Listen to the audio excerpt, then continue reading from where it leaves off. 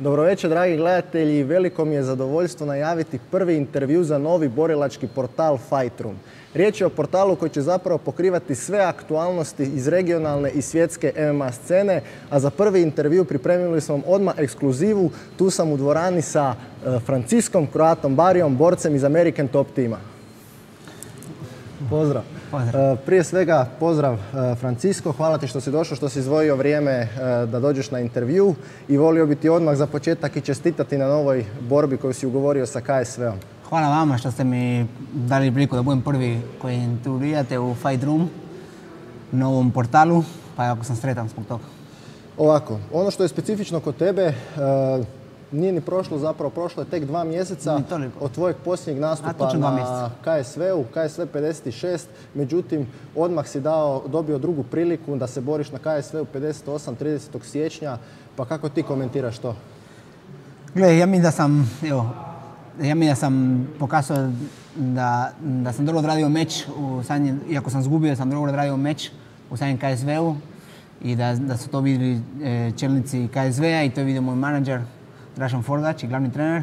I eto, dali su mi drugu priliku. Pitali su ću se boriti 80 kila. Ja sam rekao da naravno nikad neću reći ne u nekoj borbi. I eto, ponovo da dokažem da sam sa taj nivo. U svakom slučaju jedva čekamo tvoju sljedeću borbu, međutim da se prvo malo retrospektivno vratimo kroz tvoju karijeru. Kada govorimo o tvojoj povratničkoj karijeri, znači od 2014. godine kada si pauzirao, 2019. godine si se vratio, možemo reći da je zapravo odskočna daska za tvoju karijeru bio upravo FNC, odnosno konkretnije FNC 3 priredba, gdje si se borio sa Aleksandrom Jankovićem i gdje si zapravo pokazao u najboljem svjetlu zašto su svi pričali o tvojem povratku. Da, i tako, ali ja mislim da sam ja isto kako se kaže na hrvatskom, najcijenjeniji borac. Ja mislim da niko, svi misle da sam, iako sam se borio, razbio sam Jankovića, u KSV-u sam se protiv prvaka oktagona na 80 kila, do 83 smo se borili veću kategoriji, sam ga zdominirao. I još vidim da publika još ne vjeruje u meni i ne misle da sam prosječan borac, a mislim da sam puno bolji nek većina boraca 80 kila do 66. Ja mislim da samo iznad mene je Filip Pejić u Balkanu 66 do 70 kila.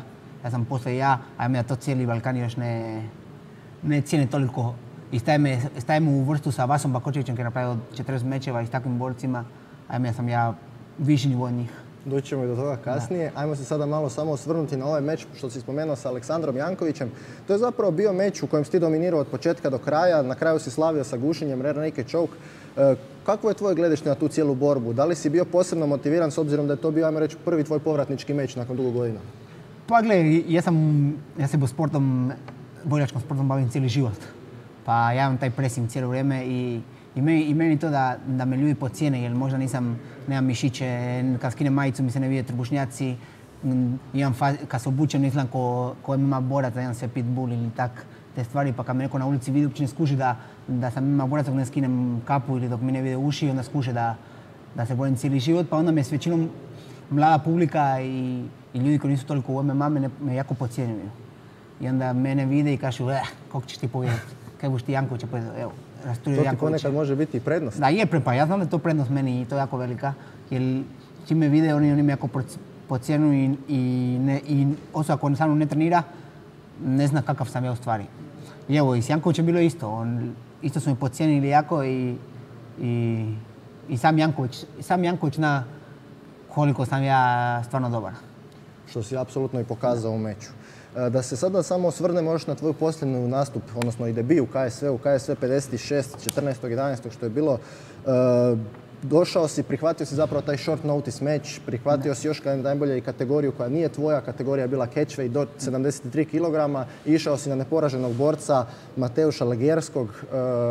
Nažalost, Legerski je slavio podijeljenom sudačkom odlukom, međutim možemo reći da je meč komotno mogao ići na jednu i na drugu stranu. Kakvo su tvoje gledište na taj meč i što bi eventualno drugačije napravio da sad imaš ponovo priliku ući u taj meč? Ja mislim da taj meč nije mogla ići moja pobjeda. Ja ne bi bio sretan da sam napovedio taj meč jer sam napravio 2 greške koje su me koštale borbu. U prvoj rundi gdje me rušio zadnju minutu, dok sam vodio prvom rundom, ja sam dopustio da me ruši jako, ja sam Hrvaća, rušio me na jako amaterski način koji mi se to nikad ne dogodi. Ja sam bio propušten, onda me tu rušio i to me koštao prva runda.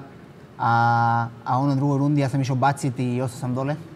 Sakačio sam sa obradom s nogama i ostao sam dole i to me koštalo, druga runda me koštala pobjeda. Pa ja mislim da bi najbolje bilo i sa njega u trećoj rundi jako izdominirao i skinuo sam mu sve sam...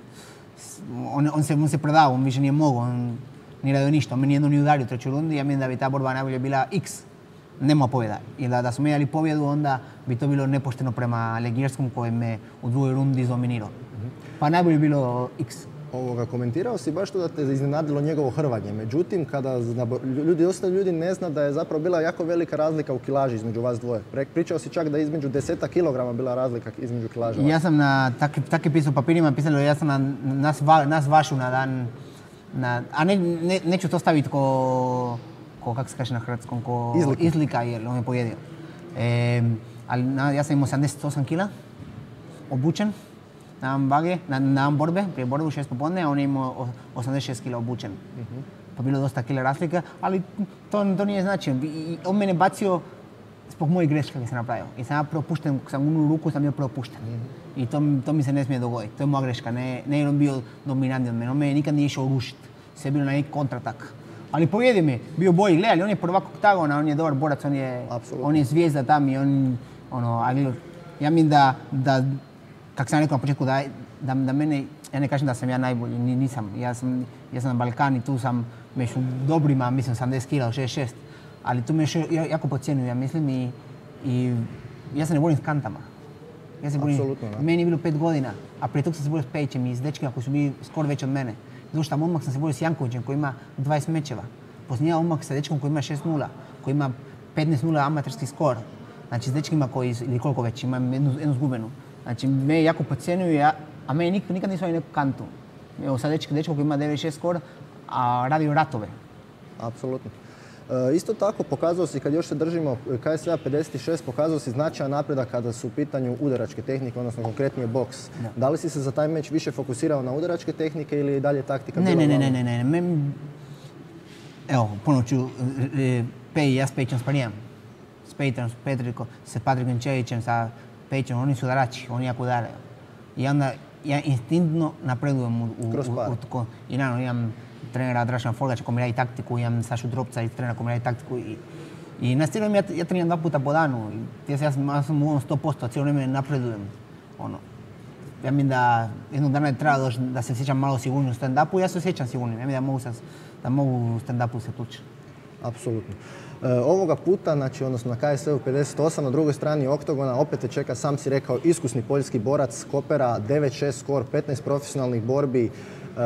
Kako su išle pripreme za ovaj meč, odnosno kako se pripremaš za ovaj meč i ono što je bitno, ovoga puta boriš se u kategoriji do 70 kg. Misliš da će to biti više, ajmo reći, povoljnije za tebe u ovom slučaju? Da, prošli meč je bio 73 kg, ova borba će do 70-0-0. I ja mislim da bi to više paše ta kategorija. A isto. On je iskusan borac, ja trebam napraviti svoj stil borbe, napad, stisnu, nikada ne ići prema iza. Ja sam znao, jer trebao se isto i možda Pejić boriti, ja sam znao kako se on trebao možda boriti. Ja sam mu sparring partner, pa sam ja trenirao sve ime s njim. Bio lockdown je bio, a kako sam ja treća kategorizacija sportaš, ja sam mogu trenirati. Pa sam ja trenirao u Lokomotivi, ja sam bio u treningu cijelo vrijeme.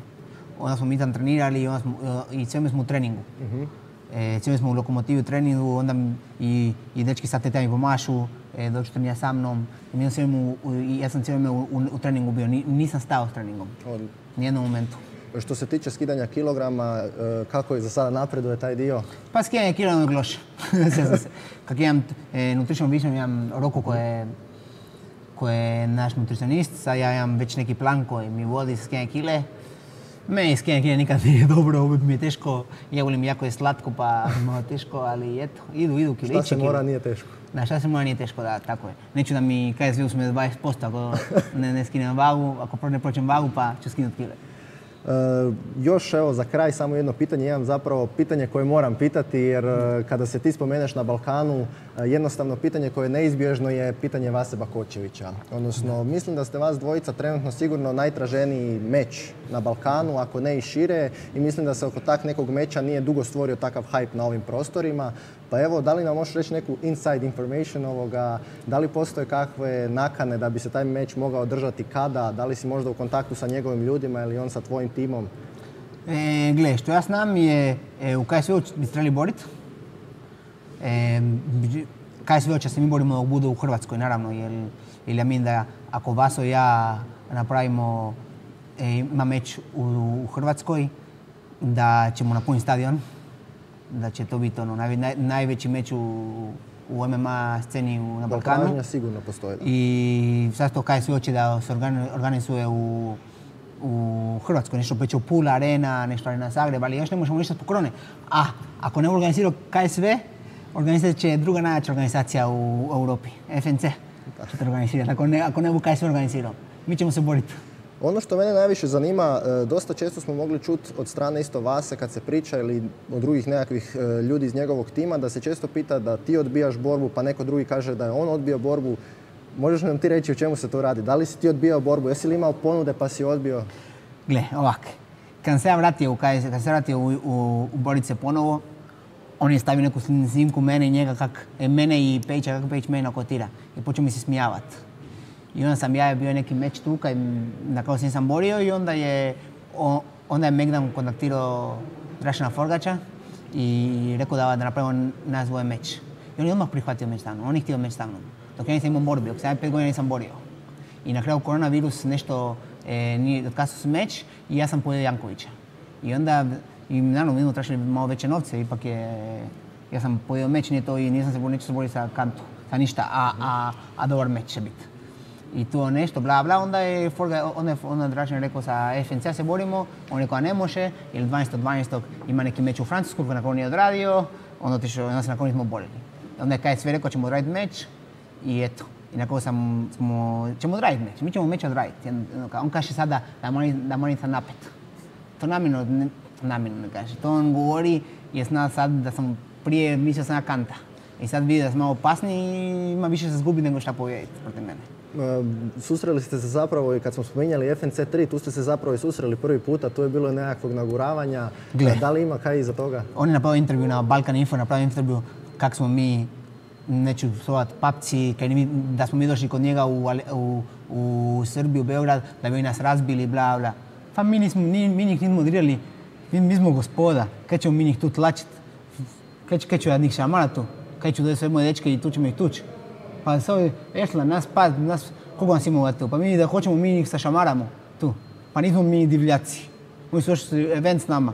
Nećemo se mi s njima tući. On govori, oj, kak smo mi papci, jer mi nismo tukli dok su oni došli tu FNC. Pa nismo mi divljaci, ja ćemo mi njih tući. Ovo je sport.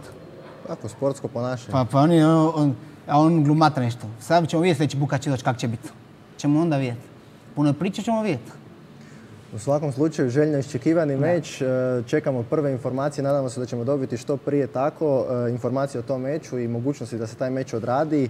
A tebi nemam nikakve druge stvari nego da ti poželim svu sreću na sljedećem nastupu u KSV-u i nadamo se, odnosno vjerujemo da se vraćaš sa pobjedom. Da, vjerujem, sam spreman, da ću dati sve o sebe i sad mi taj dečko treba nja povijediti, onda još jedan i još 3 borbe, s njim još 2 borbe u KSV-u i da sve bude dobro, da zdravlje bude i idemo pobjedu. Hvala ti još jednom što si došao, što si izdvojio svoje vrijeme. A vama gledatelji, pozdravljamo vas do sljedećeg puta. Evo, bio ovo prvi intervju za novi borilački portal Fight Room. Pratite nas, lajkajte nas, subscribeajte se na YouTube kanal i vidimo se sljedeći put. Vidimo se.